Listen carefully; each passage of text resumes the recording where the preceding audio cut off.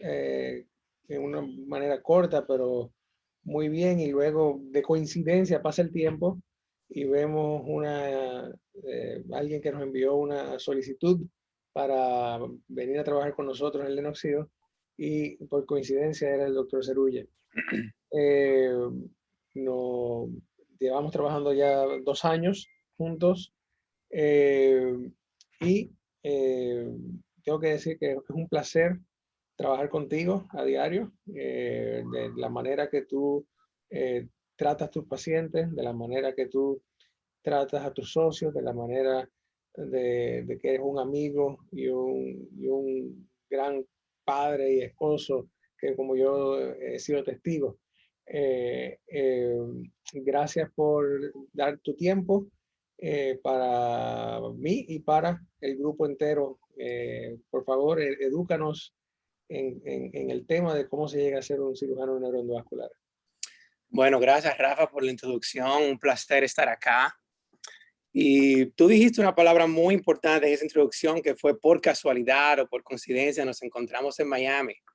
Y me recuerdo como hoy, cuando tú llegaste al Angio Suite allí eh, y nos conocimos y fue algo bien breve, ¿no? Y fue algo, quizás si no hubiese estado ahí en ese momento, quizás ni siquiera nos hubiésemos conocido en persona. Y yo creo que esa palabra es clave y yo lo voy a mencionar un poco en mi presentación hoy, porque quizás en la vida, esos momentos en que uno menos espera es donde más impactos pueden tener.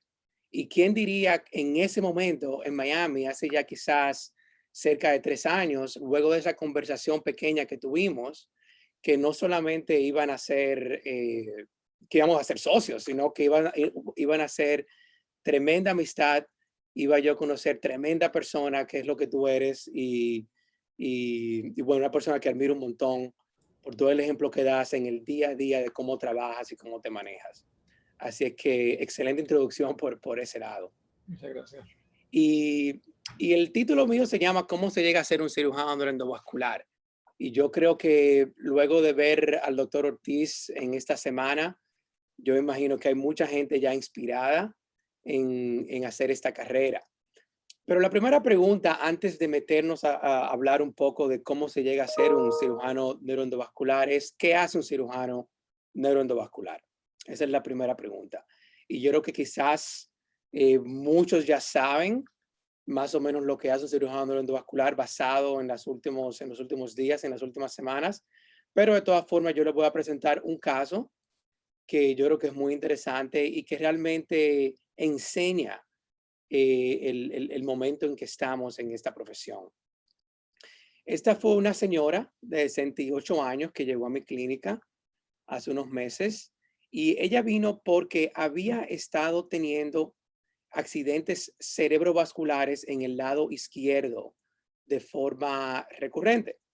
Tuvo un infarto cerebral, le dan aspirina, que es el medicamento usual para la prevención de infarto, pero tiene otro infarto cerebral en el mismo lado. Además de la aspirina, le dan otro medicamento, Plavix, que añade acción antiplaquetaria para prevención.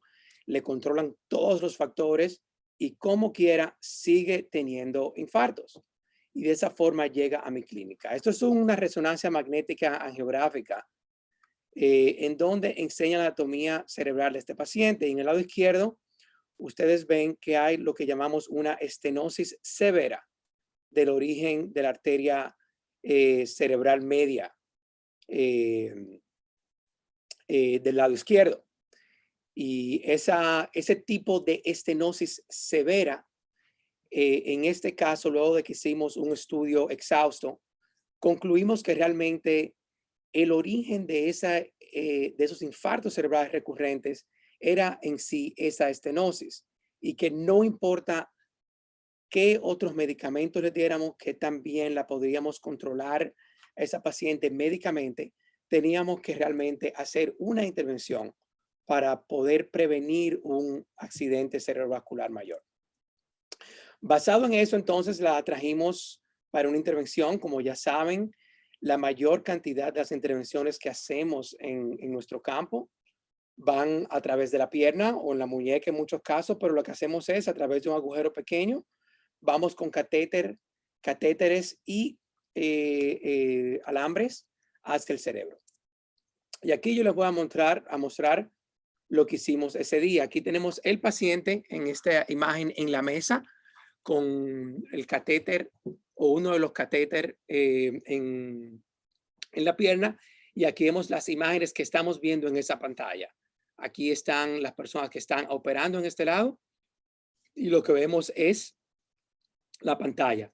Y aquí vemos en un angiograma precisamente lo que vimos en la resonancia magnética, que es esa estenosis severa en el origen de la arteria izquierda. Lo que decidimos en ese momento entonces fue ponerle un stent. Y antes de ponerle stent tenemos que atravesar esa estenosis de forma bien cuidadosa, con un alambre bien pequeñito y teniendo cuidado de que ese alambre no perfore ni cause ningún daño a las paredes de esa arteria. Recuérdense que en el cerebro estamos lidiando con espacios bien pequeñitos y que cada movimiento que hacemos acá con nuestras manos tiene un impacto bien grande en los vasos arteriales o venosos de un paciente. Entonces, aquí hemos atravesado ya la lesión y vamos a atravesar todo esto con nuestro alambre para entonces a través de ese alambre hacer el primer paso, que es hacer un proceso que se llama angioplastía cerebral, que yo creo que ya han escuchado sobre eso. Y eso se hace a través de avanzar una pequeña vejiga. Eso es lo que yo estoy haciendo ahora, avanzando esa vejiga en el lado donde está la estenosis. Y ahora acá, con mi socio, el doctor Ortiz, él está inflando esa vejiga y nosotros cuidadosamente viendo qué tanto infla esa vejiga. Es un proceso que hay que hacerlo dentro del cráneo, dentro del cerebro, de una forma muy cuidadosa, porque quieres inflar lo suficiente para dilatar el vaso, pero no tanto que lo puedes romper. Ya en este momento que lo hemos dilatado bastante, avanzamos ya con el stent y estamos en este momento ya tratando de, con nuestros movimientos pequeños de las manos, tratar de poner el stent en este lado de donde está el estenosis. Es algo que se hace con mucho cuidado también, porque quieres cerciorarte de que el stent esté bien centrado en el área de la estenosis. Y eso es lo que estamos haciendo en ese momento. Ahí hemos ya puesto el stent, que lo pueden ver de acá a acá está el stent. Y ya esa es la angiografía post-stent, demostrando que el stent ya está bien alineado con el vaso y bien puesto con el vaso. Ya en ese momento lo que hacemos es sacar todo de ahí y entonces tenemos una fotografía final para entonces cerciorarnos de que todo lo que hemos hecho esté en buenas condiciones. Y aquí viene esa angiografía final demostrando una mejora significativa de esa estenosis cerebral. Y ahí demostrando de nuevo cómo la arteria realmente ha retomado ese diámetro esperado. Y ese procedimiento salió con mucho éxito. Y la paciente salió muy bien. De por sí vi a la paciente luego en la clínica y la paciente estaba completamente normal y ya van casi 6 meses luego de esa intervención y afortunadamente la paciente ya no ha tenido ningún evento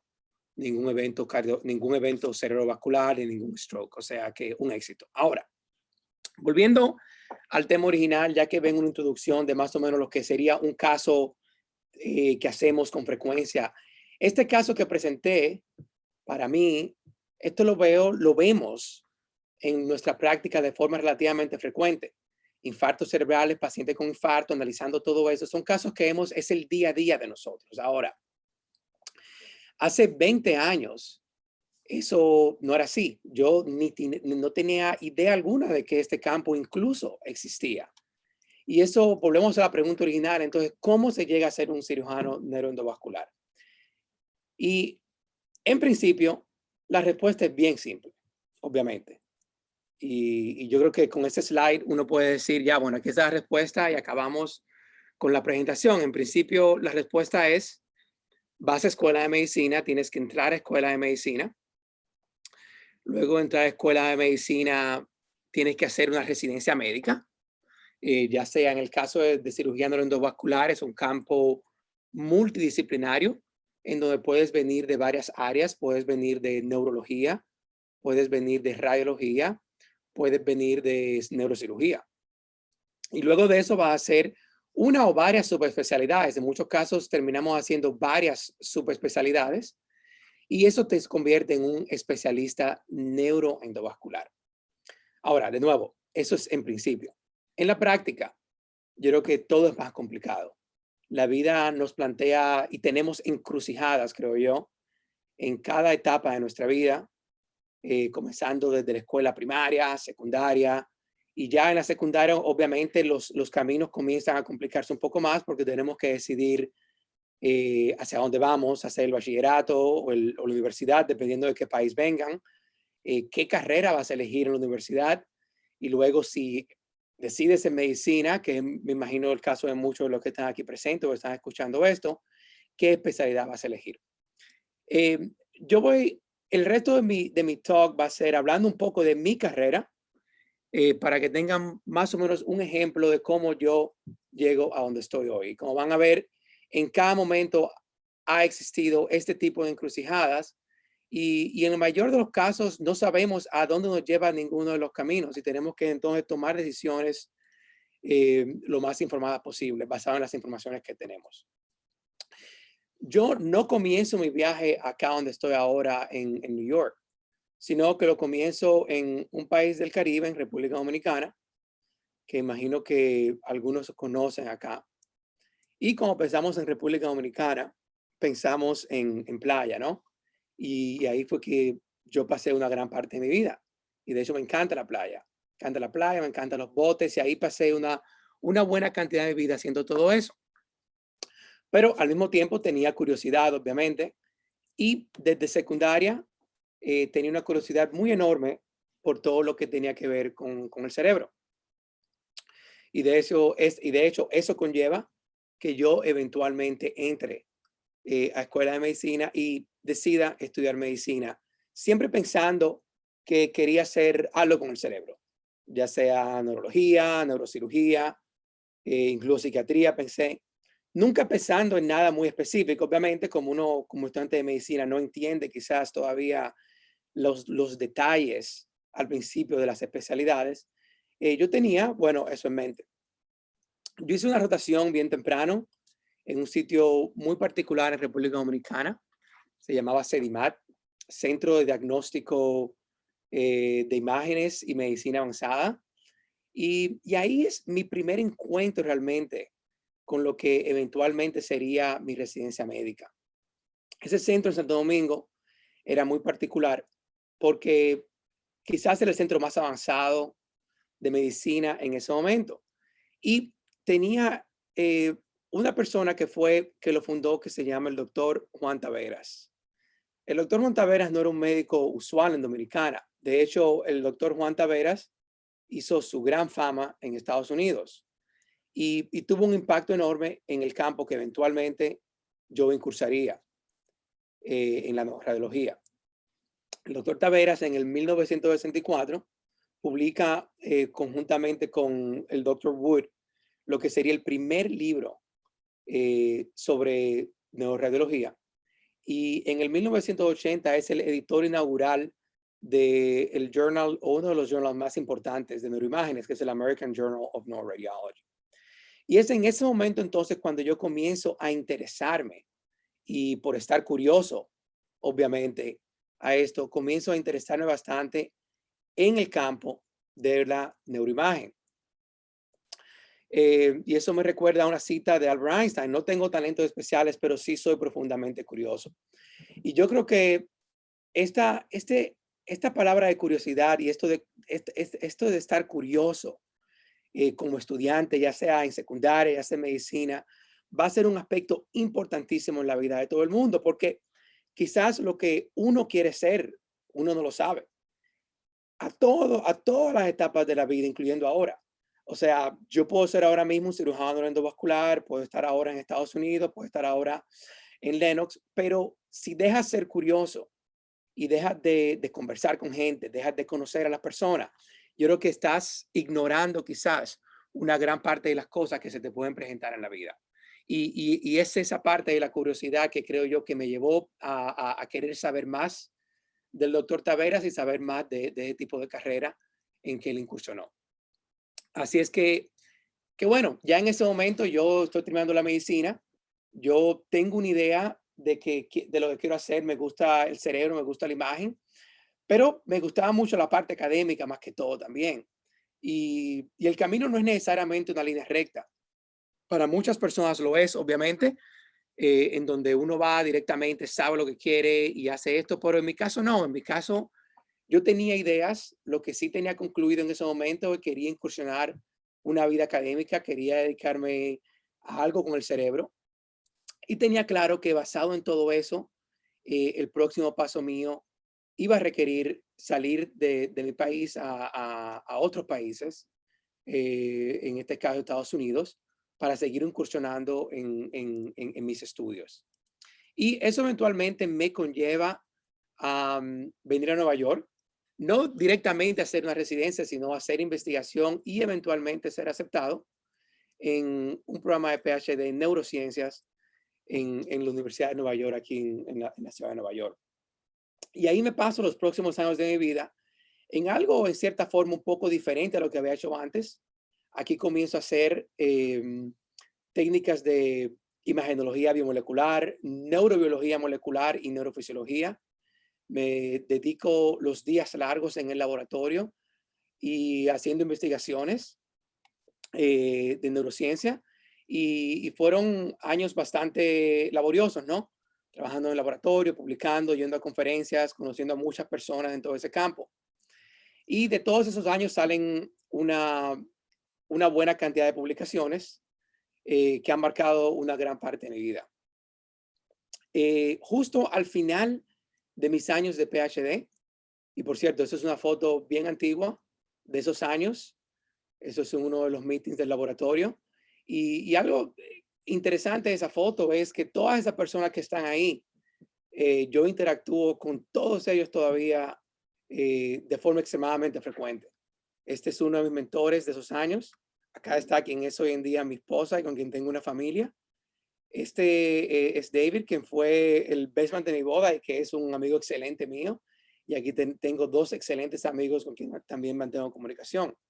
Y de ahí viene también otra enseñanza de todo esto. En cada etapa de tu vida vas a conocer personas que van a marcarte drásticamente, de forma buena en el mayor de los casos y también quizás de forma negativa en otros, para el resto de tu vida. Hacia el final de mis años en el PhD, uno de mis mentores publicó un artículo muy interesante, que fue este artículo, en donde sienta las bases realmente para lo que estamos viendo hoy en día, que es algo de la interfase del hombre y la máquina, utilizando electrodos dentro de las vasos cerebrales. Y yo recuerdo haber tenido esa conversación con él justo en ese año cuando yo estaba ya decidiendo a qué residencia aplicar y cómo él comienza a decirme que el futuro estaba en todo lo que fuera intravascular. Y yo creo que en ese momento, estando en la Universidad de Nueva York, comienzo a visitar también el laboratorio de neurointervención allí, que tenía una gran tradición de neurointervención, y ahí conozco también a otros personas muy grandes en nuestro ambiente de neurointervención, al doctor Kim Nelson y a su grupo, y ahí es que realmente comienza ya a sellarse ya mi decisión de incursionar en este campo. Y bueno, ya una vez cuando la mente está más clara, las cosas ya se van aclarando un poco más a medida que uno va avanzando, ¿no? Pero una frase muy, muy buena que me ha gustado siempre en la vida es una frase famosa de Isaac Newton. Si he visto más lejos, ha sido al pararme sobre los hombros de gigantes que me han guiado. En mi caso, no sé si realmente he visto más lejos, pero sí definitivamente gran parte de lo que he sido y a donde he llegado se lo debo a esos mentores que en cada etapa de mi vida han tenido un gran impacto y han sabido guiarme. O sea que gracias a esos mentores, creo yo, uno logra tomar esas decisiones importantes, especialmente cuando se encuentra en esas encrucijadas en la vida. Así es que, bueno, a partir de ahí, en la ciudad de Nueva York me quedo ya en la Universidad de Nueva York, incurso en la residencia de radiología y comienzo ahí también mi entrenamiento en neuroradiología, que luego lo continúo en la Universidad de Maryland y ahí termino ya toda mi carrera como neuroradiología intervencional, que hoy en día también le llamamos cirugía neuroendovascular. De nuevo, no me quedo todo el tiempo en Nueva York. Eso me lleva a Maryland para seguir incursionando en subespecialidades adicionales. Y bueno, ya como subespecialista, de ahí me mudo al sur de la Florida. Y ahí, bueno, ya eso nos lleva al comienzo de esta charla, cuando el doctor Ortiz mencionó que nos conocemos allí y por pura casualidad, eventualmente, un año más o menos después que nos conocemos, yo lo contacto y eventualmente vuelvo como el eterno retorno, ¿no? O el círculo, como se hace en la vida, vuelvo a la ciudad de Nueva York. Ahora mi vida radica acá en Nueva York, una foto muy linda del Central Park, y mi vida radica en una práctica que está dividida básicamente entre el hospital de Lenox Hill y el hospital de Phelps, que está justo al norte de la ciudad de Nueva York, en un suburbio de Nueva York que se llama Westchester. Y entre esos dos hospitales yo tengo mi práctica y acá en Phelps, en Westchester, hemos construido un nuevo programa de neurointervención que ha tenido un éxito increíble y hemos llevado todo el éxito que hemos tenido en Lenox Hill hasta Westchester. Pero independientemente de en qué hospital estoy, yo creo que en el fondo, donde me siento realmente más realizado y donde realmente siento realmente el producto de todos estos años de trabajo, ¿no? Y de entrenamiento es en la sala de intervención. Cuando tenemos un paciente como este, digamos, este es el paciente que está en la mesa, aquí estoy yo haciendo una intervención, un paciente que tiene un coágulo agudo o un émbolo agudo acá ocluyéndole la parte derecha del cerebro. Entonces no hay sangre llegando a ninguna parte del cerebro. Y es ahí en donde realmente encuentro la mayor satisfacción y donde realmente todo lo que he hablado acá de mentores, de curiosidad, de entrenamiento, de tener planes de viajar y buscar nuevas formas de educarse, es acá donde realmente todo toma sentido, porque en ese momento tienes minutos a veces o menos de minutos para tomar decisiones que tienen un impacto enorme en la vida de un paciente, de nuevo, como en este caso. Y bueno, yo creo que este tipo de intervenciones que hacemos nosotros, agudas a veces, con la vida del paciente en nuestras manos, obviamente no suceden en un vacío y no la podemos hacer en un vacío, sino que necesitan un equipo. Y de ahí la importancia de formar parte de un equipo de profesionales que son extremadamente talentosos, extremadamente profesionales y extremadamente dedicados a lo que hacen. Esta es una foto un poco vieja. De hecho, yo no estoy acá presente y hay muchos que no estamos presentes ahí, pero una foto que enseña una buena parte de lo que ha sido el departamento de neurocirugía en Lenox. Y lo otro a decir es que esta gente o estos colegas de nosotros que están acá presentes no son solamente colegas, sino que eventualmente de ahí salen amistades excelentes y son gente con quien no solamente compartimos en el día a día los logros y las penas también de nuestra carrera profesional, porque no todo es logro también, hay casos muy difíciles con que tenemos que lidiar también, pero al mismo tiempo nos damos soporte uno al otro y son con quien compartimos, de hecho, ya sea en fiestas nocturnas del departamento, ya sea aquí como ven con mi gran amigo el doctor Ortiz en la playa. Así que son cosas importantísimas. La otra parte importante a saber es que en todo esto, que como también dijo el doctor Flores hace un rato, no viene de gratis, sino que todo esto conlleva un esfuerzo increíble en la vida y años enteros y días enteros de estudio, días enteros de trabajo, de dejar de hacer cosas con tus amigos, con tu familia. Realmente la única forma de mantener eh, una vida con balance es realmente teniendo un balance en el trabajo y teniendo un balance en la vida, con todo lo que haces, ya sea tus hobbies. En mi caso me encanta ir de viaje, me encanta esquiar, ya sea con tu familia. Esta es mi familia, mi esposa y mis hijos. Y yo creo que una parte importante mía también es hacer, ejercitarme, porque yo creo que, como dicen, cuerpo sano, mente sana. Si no estás saludable tú, es muy difícil pensar que puedes dar salud a un paciente. Así que mantén el balance en cada etapa que estés en tu vida. Algunas reflexiones finales, creo yo, viendo para atrás en estos años y que sumariza un poco todo lo que he dicho acá. Yo creo que la curiosidad es sumamente importante y eso va a lo que dije inicialmente. Eh, Muchas veces las decisiones que tomas o donde vienes a terminar en la vida sucede por una simple curiosidad de que decidiste ir a tal charla, déjame escuchar a tal persona, déjame ir a tal y tal sitio para ver qué es lo que hacen. Y así me pasó a mí. Yo decidí ir un día a un sitio donde típicamente no tenía que ir, en Santo Domingo, y me toqué con entender un poco de la vida de alguien que eventualmente iba a ser un ejemplo para mí a seguir. Y esa curiosidad, creo yo, nunca la debes perder porque en cada etapa va a pasar lo mismo. Y ser curioso con todo el mundo.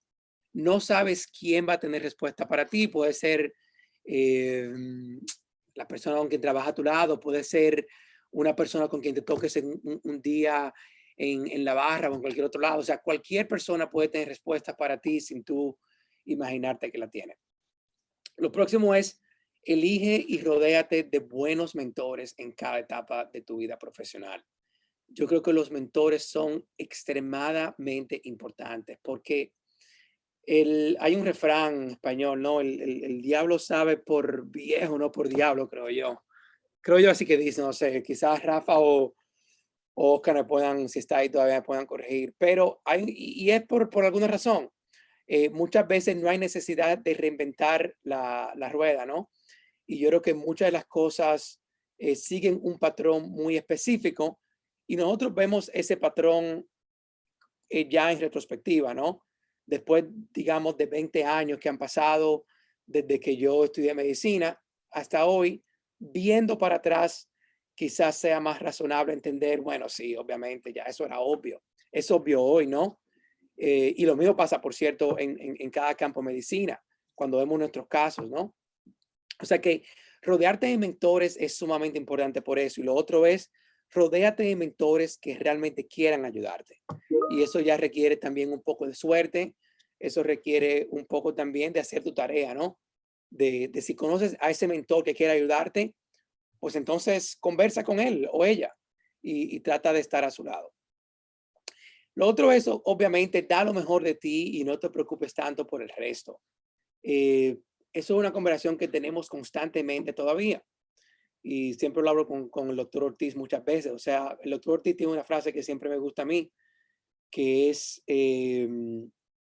controlas lo que puedes controlar, ¿no?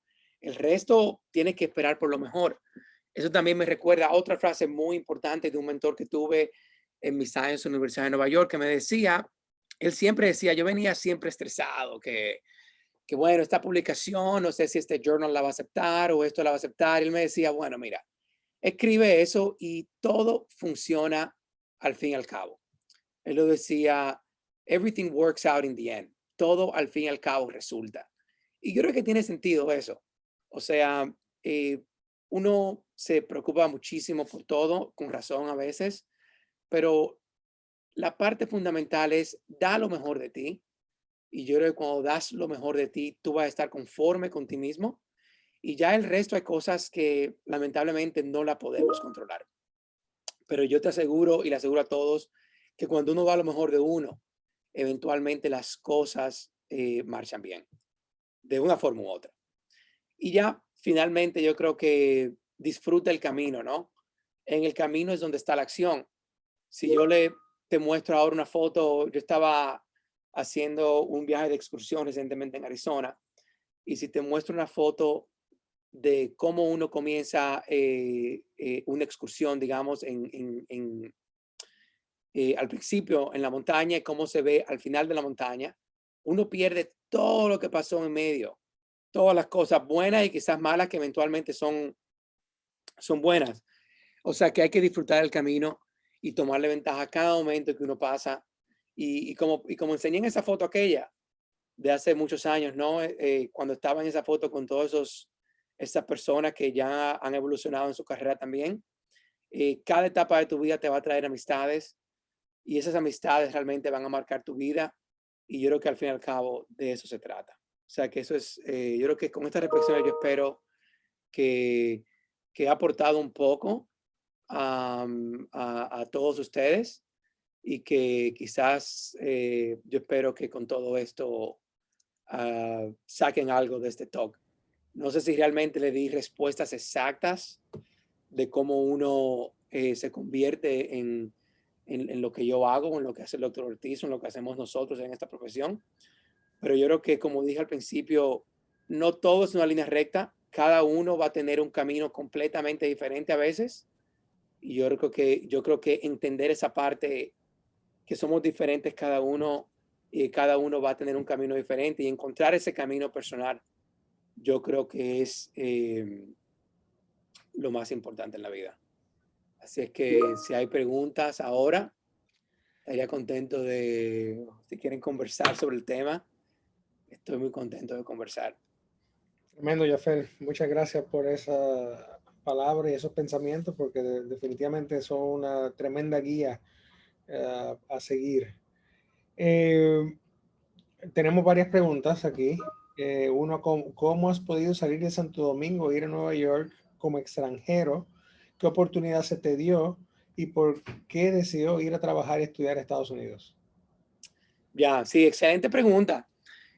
Vamos a comenzar por la parte de por qué Estados Unidos. Y realmente es una pregunta interesante. ¿Por qué Estados Unidos? Porque de por sí yo inicialmente quería irme a Europa. O sea que por qué Estados Unidos fue algo completamente casual en cierta forma. Yo lo que hice fue, yo comencé a ver oportunidades, comencé a escribirle a personas, a conversar con gente. Tenía diferentes opciones. De hecho, fui a Francia por un tiempo, hice rotaciones de mi escuela de medicina en Francia, después fui a Alemania también, en donde hice una rotación de investigación en Alemania y también hice contactos en Estados Unidos porque apliqué también. Finalmente fue una decisión en donde encontré que realmente en esas conversaciones con los diferentes mentores pensé que Estados Unidos era el mejor fit en ese momento o lo que más me convenía. Pero sí, no fue algo completamente que pensé me quiero ir a Estados Unidos, sino que fue algo que fue una toma de decisiones. Como dije al principio, hay encrucijadas en la vida, tenía varias opciones y yo decidí la que yo pensé fue la mejor en ese momento. ¿Cómo pude salir? Bueno, la respuesta siempre sale en avión con mi pasaporte. Pero bueno, sí, hay muchas oportunidades para extranjeros, creo yo. De nuevo, no hay una fórmula exacta, creo yo, para hacerlo. Una forma corriente es ya sea aplicar a una universidad norteamericana, en el caso mío que decidí hacer un PhD, pero una forma más usual quizás es en el caso de que hagas medicina en algún otro país, entonces tienes que pasar exámenes, ¿no? Que son los exámenes de USMLE, y luego que pases esos exámenes, entonces aplicar a una residencia médica en Estados Unidos. Eso sería una segunda opción. Hay una tercera opción que se da también relativamente frecuente, que es en donde personas hacen incluso la residencia médica en su país, digamos, haces neurocirugía en tu país o haces radiología en tu país o cualquier otra residencia, y ya vienes a Estados Unidos a hacer una subespecialidad. Y a medida que haces la subespecialidad en Estados Unidos, puede entonces quedarte a trabajar en Estados Unidos. O sea, de nuevo, no creo que haya una receta exacta para cada uno. Hay muchas recetas y hay muchas formas. Y de nuevo, de ahí viene la parte de conversar con gente, de entablar comunicaciones con gente, tener gente, digamos, como el doctor Ortiz, como yo, que mandar un email a alguien, empezar la conversación, buscar mentores, buscar ayuda, no ser tímido en ese caso, que ustedes se van a quedar sorprendidos de que yo creo que la mayor parte de las personas que estamos, como yo estoy y como está el doctor Ortiz y como estamos muchos, estamos, nos encanta lo que hacemos, pero igual nos encanta darle una mano a aquellos que yo creo que podemos ayudar y obviamente cuando tienes talento, nos encanta el talento a todos y tener gente talentosa al lado. Y por eso yo creo que darle mentoría a una persona con talento siempre es extremadamente rewarding. O sea que bien. Alguien preguntó, ¿qué consejo daría para buscar un buen mentor o mentora? Siento que como estudiante es difícil que algunos de los médicos nos tomen en serio. Sí, y yo creo que pregunta excelente. De hecho, durante mi residencia, me mandaron a un curso académico en donde hubo un día entero cuya lección era cómo buscar un mentor. De hecho, no es fácil, yo estoy de acuerdo. Cómo te toma la gente en serio, yo creo que lo que yo he aprendido es cuando tú lo tomas en serio como estudiante, cuando tienes formalidad, cuando muestras formalidad, y no por formalidad necesariamente por respeto al mentor, sino por cuando muestras formalidad, habla mucho de ti como persona, habla de tu respeto hacia el campo en que quieres meterte, habla sobre el respeto que le tienes a la profesión. O sea que no hay respuesta clara ahí. No sé, Rafa, si tú quieras comentar un poco también ahí, pero yo creo que hacer cosas con formalidad, mostrar madurez cuando te expresas, pensar bien las preguntas que vas a hacer también. O sea, hay un montón de preguntas que están en artículos exacto. O sea, que como vas con una pregunta, se note que realmente has tomado esa información, has leído sobre el tema, eres una persona leída, informada, intelectualmente capacitada. Y yo creo que de esa forma los mentores te van a tomar más en serio. Sí, estoy de acuerdo que uno cuando es joven a veces no sabe cómo entrarle. Y voy a contestarla junto con la última pregunta que nos hicieron. Muchas gracias por la charla, bastante informativa y emotiva. Actualmente hay mujeres líderes en neurocirugía endovascular, es la pregunta. Y voy a contestar las dos juntas porque tuvimos la presentación de la doctora Toledo hace par de días y ella es una de las mujeres líderes en neurocirugía endovascular. Y así es como ella, hay otras, pocas todavía, pero hay otras. Y ella dio un ejemplo de lo que ella hizo el día que ella decidió que quería ser neurocirujana. Ella se apareció en la oficina del jefe de neurocirugía del hospital en el que ella estaba en la escuela de medicina y le dijo, yo soy María Mercedes Toledo y quiero ser neurocirujana, ¿cómo lo puedo lograr? Y sí, lo que eso significa es que sí hay que ser honesto con uno mismo. Esto va también con lo que dijo el doctor del Toro esta mañana. Uno saber que en verdad quiere hacer esto por las razones adecuadas y que está dispuesto a sacrificarse para hacer esto. Y después que uno sea honesto con uno mismo, entonces significa que uno va a poner el tiempo y uno va a estudiar y uno va a fajarse para poder demostrar. Y voy a dar mi ejemplo personal. Cuando yo estaba en Puerto Rico, en la Escuela de Medicina, yo vine a hacer una rotación a Thomas Jefferson en Filadelfia. Y yo estaba, obviamente, estudiando muchísimo antes de esa rotación porque quería lucir bien y quería, no quería, y quería que me vieran como alguien que tenía interés serio en poder venir a hacer una residencia a Estados Unidos. Y Me acuerdo, yo estaba estudiando todos los días, mañana, tarde, noche, mañana, tarde, en el avión, me acuerdo, leyendo, y llega el día de la rotación. Conozco varios médicos, eh, y yo iba a estar un mes ahí, y todo estaba bien, pero al tercer día es que conozco al chairman del departamento, al jefe del departamento, que él tenía una sesión en la cual él se sentaba con los estudiantes de medicina de distintos hospitales de Estados Unidos, muchos del hospital de Jefferson, pero muchos de otros hospitales de Estados Unidos, y estaba cuánto hospital famoso había. Estaba los estudiantes de Harvard, los estudiantes de Yale, de Penn, y estaba yo de Puerto Rico, y yo era el único latino en ese momento. Y él nos sentaba en un círculo y hacía que un estudiante presentara un caso, y ese estudiante empezaba a leer el historial del paciente, paciente de tantos años, y tiene una debilidad aquí y allá, y él mandaba parar al estudiante y le hacía una pregunta al estudiante de al lado. Y en este caso era yo era el primer estudiante que estaba al lado que estaba presentando, y la contesté bien. Y le dice al otro estudiante que siga su presentación. Y continúa su presentación, y cuando presenta los hallazgos de radiología lo manda a parar. Entonces le hace una pregunta al otro estudiante que estaba al lado mío, y él no la supo contestar, y se la usó al otro, y no la supo contestar, y se la hizo al otro, no la supo contestar. Y dio la vuelta entera hasta que llegó a mí, y yo la supe contestar. Dijo que continúa la historia. El estudiante continúa la historia, y le preguntó al tercero, y eso pasó 3 veces, se dio la vuelta, y yo era el único que podía contestar una pregunta. Y ese evento, obviamente, eh, él se dio cuenta de quién era yo, se dio cuenta de que yo venía con hambre de aprender y de fajarme, y me dio mucha seguridad a mí. Es un evento que a mí me dio mucha,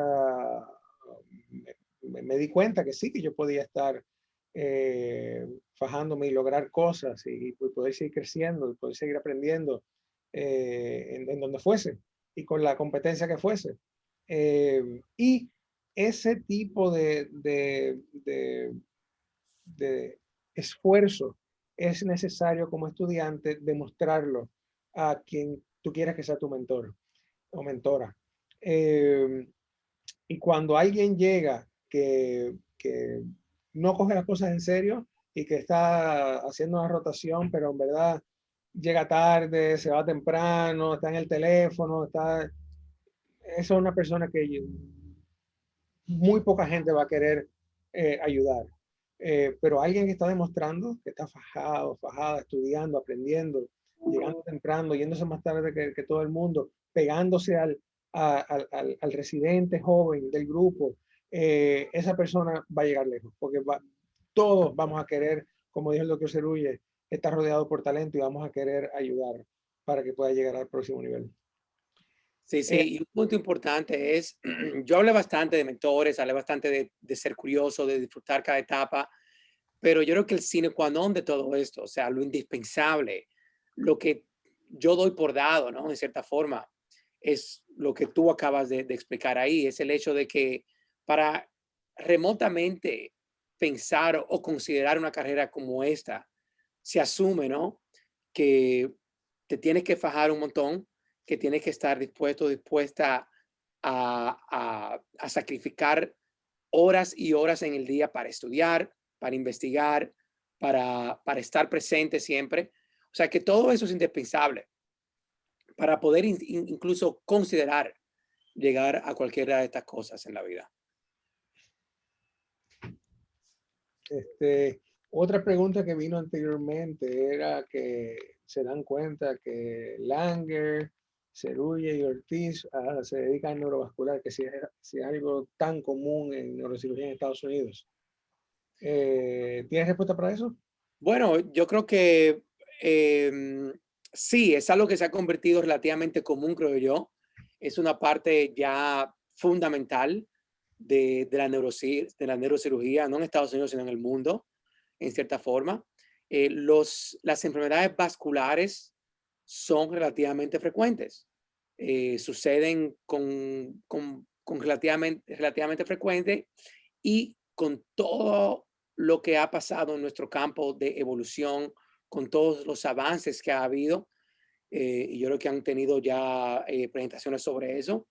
Eso ha hecho que ha habido una explosión en cierta forma del campo en toda la neurocirugía, porque muchas de las condiciones que tradicionalmente se curaban con cirugía abierta, como aneurismas, como malformaciones arteriovenosas, o que no tenían solución sino con medicina, como el infarto cerebral, ya hoy en día tenemos las herramientas para curarlas de forma mínimamente invasiva a través de un agujero pequeño. O sea que sí, yo creo que en general es un campo que ha ganado inmensa popularidad, no solamente en Estados Unidos, sino en todo el mundo.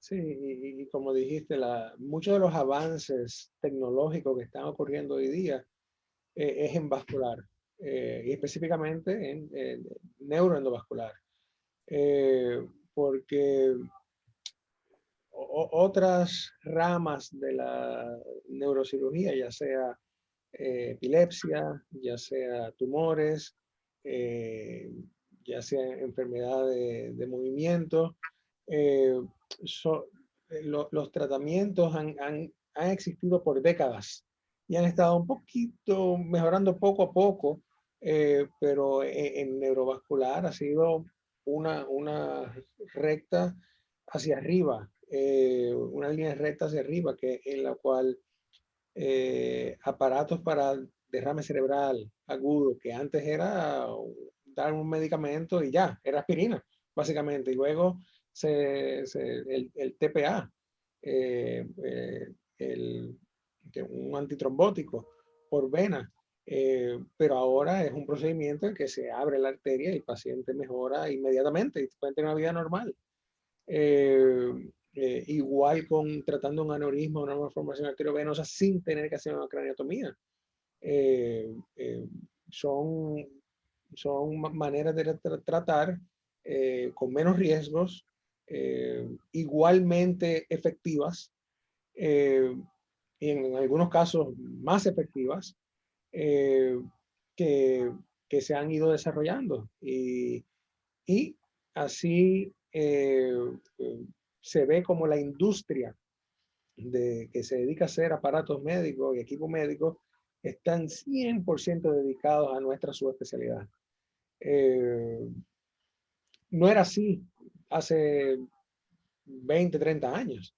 En vascular, por ejemplo, el doctor Langer es el mayor de nuestro grupo. Cuando él entrenó, literalmente había un neurocirujano vascular por grupo, en solamente las universidades, en los hospitales universitarios de envergadura.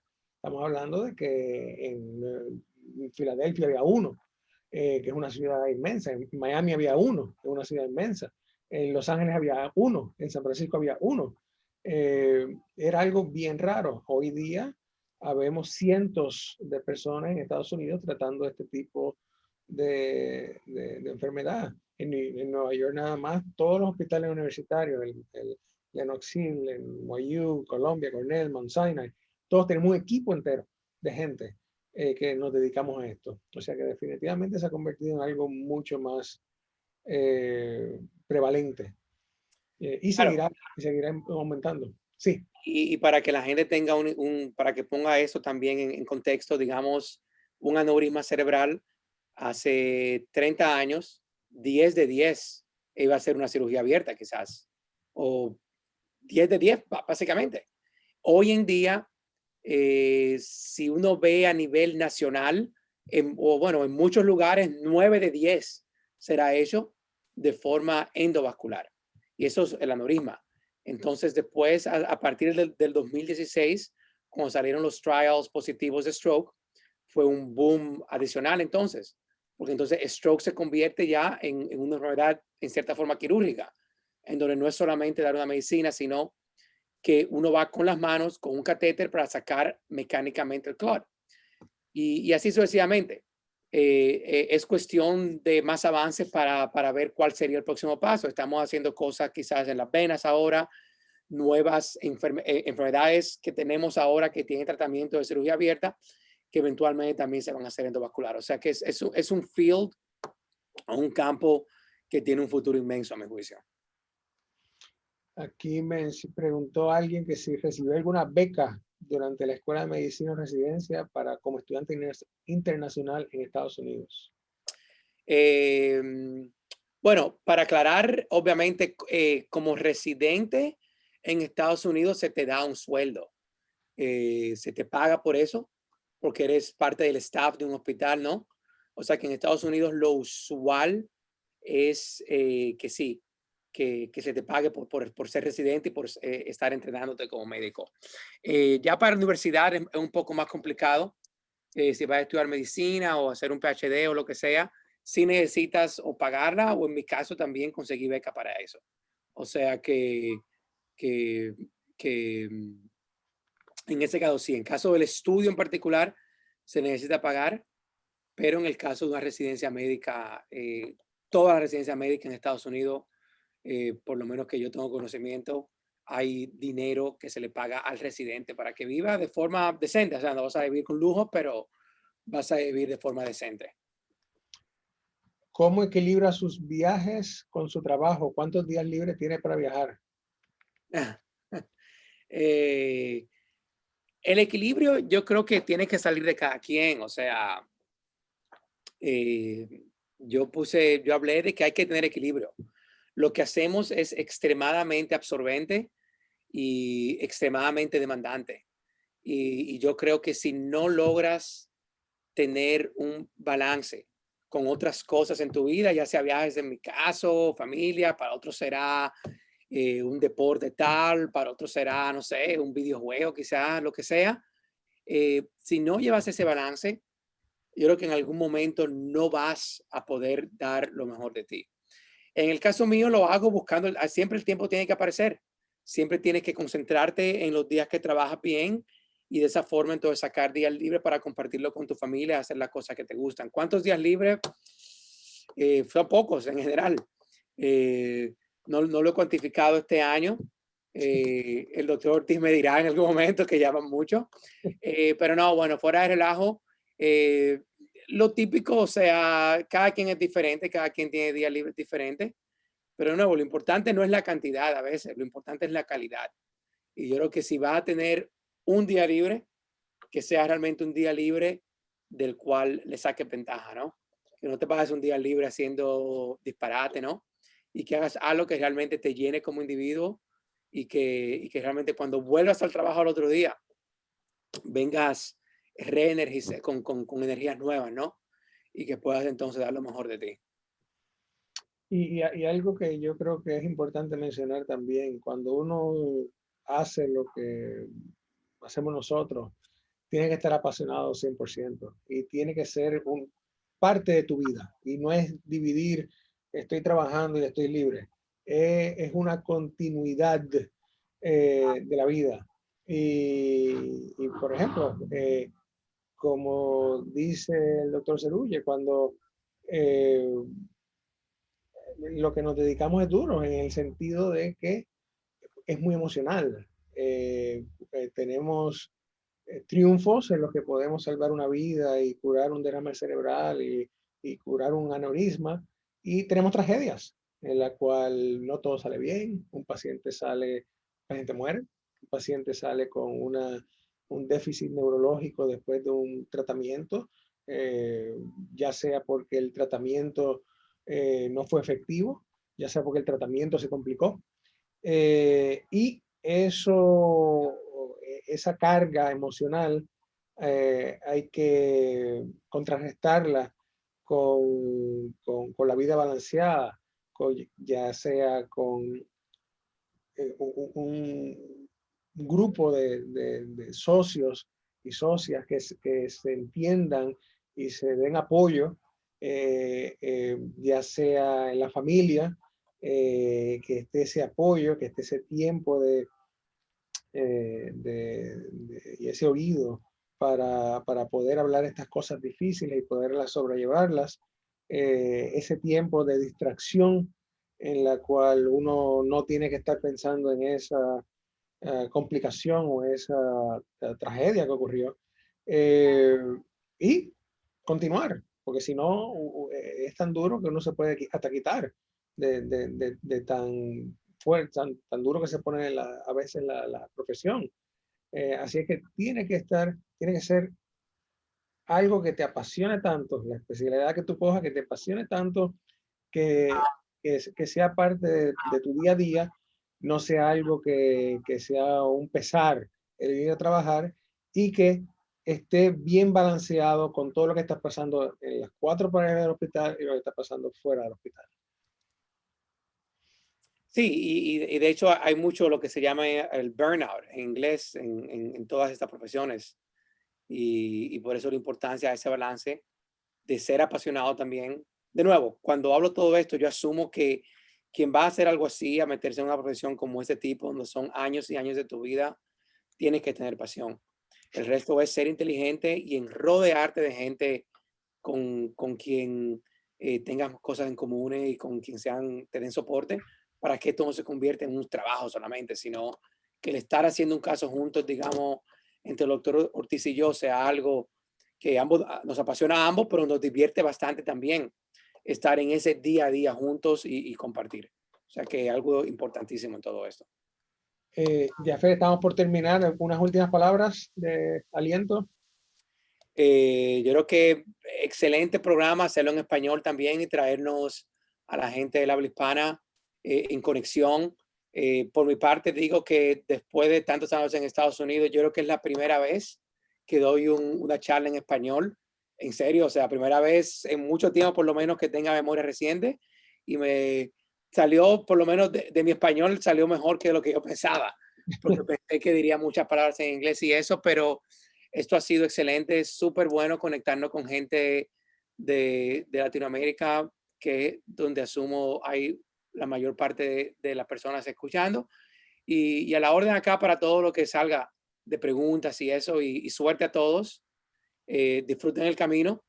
El camino es largo a veces, pero de nuevo, la acción está en ese camino, porque la vida es una y hay que disfrutar todo lo que haga en cada parte en su vida. Jafet, muchas gracias. Muy inspirador lo que has dicho, y tu vida. Tu vida es un ejemplo para todos de superación, de fajarse, de soñar y de lograr metas. Y sé que estás empezando, porque sé que hay muchísimo por venir. Así que muchas gracias por tu participación. Lo mejor está por venir. Gracias a ti, Rafa. Ok. Déjame. Pues Rafael, yo puedo decir algunas palabras últimas Sí, antes por que... favor, por favor.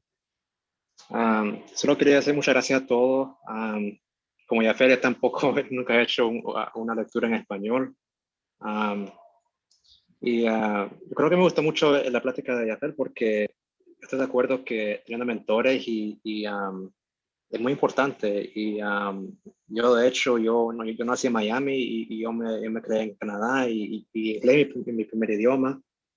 Pero mis padres fueron refugiados. Ellos llegaron a Miami de Nicaragua refugiados en los 80 con el gobierno de los sandinistas y eso. Y yo espero que mi historia pueda ser algo de inspiración para ustedes que están en sus países, porque yo sé que no es fácil aprender el inglés, viviendo en Estados Unidos, es el sueño de todos los latinos, mayoría. Yo sé que es posible. Mis padres llegaron a Miami sin nada. Y mi papá que en paz descanse, porque él finalmente no pudo pasar la pandemia, pero él me enseñó bastante a lograr mis sueños, y donde que sea, él va a estar feliz de lo que yo he logrado. Yo creo que es posible para todos ustedes que lo logren, aunque los chances sean contra ustedes, yo creo que es posible de lograr eso. Yo creo que con un esfuerzo y la inteligencia y teniendo a la gente que se le apoya, uno puede llegar lejos, no importa que los demás te puedan decir. Eso es todo lo que quería decir. Tremendo, Oscar. Muchas gracias por las palabras y por compartir esos sentimientos. Voy a enseñar esto para terminar hoy. El que trabaja con sus manos es un artesano. El que trabaja con su mente es un científico. El que trabaja con su corazón es un artista. Pero el que trabaja con sus manos, su mente y su corazón es un doctor. Esto es muy verdadero. Los dejo por hoy. Mañana terminaremos en nuestro curso a las 9 de la mañana, administración de neurocirugía, y a las 10 de la mañana la gran charla del doctor Alfredo Quiñones Hinojosa y su historia de Mayo Clinic. Que tengan buen día y hasta mañana.